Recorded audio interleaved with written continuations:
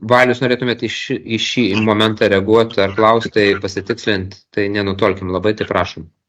Aš iš tikrųjų registrų centrui norėjau paklausti, tai jūs gal ir galėtumėt patarti, kokius įstatymus reikia keisti, kad taip nebūtų piknaudžiavimo. Na, kaip pavyzdys, vėjo jėgainės pamatas kainuoja 1 milijoną. Tai jeigu vien pamatą registruotų, jau ir tai milijoninė vertė yra. O atitinka iki 300 000 tas pats pamatas, netgi be generatoriaus. Ir klausimas, kas dar sudaro galimybę vėjo jėgainės, kuri gamina elektrą, parduoda į tinklą, 2-3 metus juos iš vis neregistruoti ir pavadinti, kad neva dar atliekami bandymai, kaip jį gamina elektrą. Na, pavyzdys, tas pačias Akmenės pavyzdys, jėgainė sukasi, gamina elektro, pasirodus registrų centre dar net neregistruotus. Ir įstatymai leidžia 2-3 metus neregistruoti ir gaminti pinigus. Tai koks įstatymas tai leidžia apeiti ir neregistruoti? Ačiū.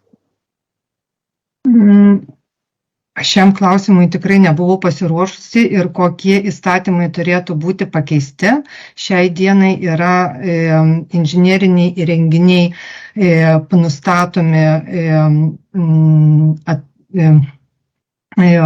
išlaidų kaštų metodu. Tai yra naudojant nekilnojamo turto kadastrą, nekilnojamo turto registro duomenys ir taip pat nekilnojamo turto atkūrimo kaštus statybinės vertės kainynus ir statybinių vidutinės panaudojimo trukmės normatyvus. Tai va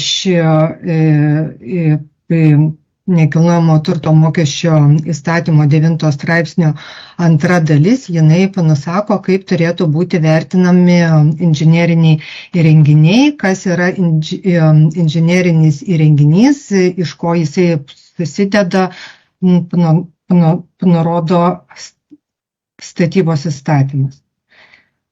Ir dėl atskirų dalių, kurie yra priskiriami kaip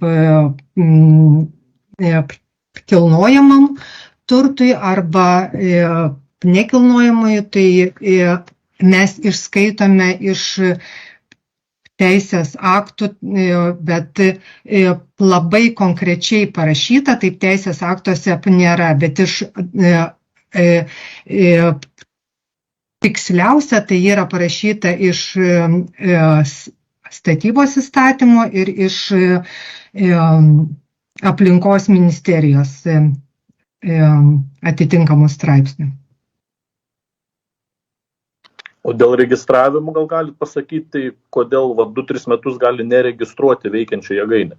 Šito klausimo, žinokite, neatsakysiu, turto vertinimo sritį kuruoju. Tai jeigu galit raštu komitetui, galite. Žiūrėkit, galbūt irgi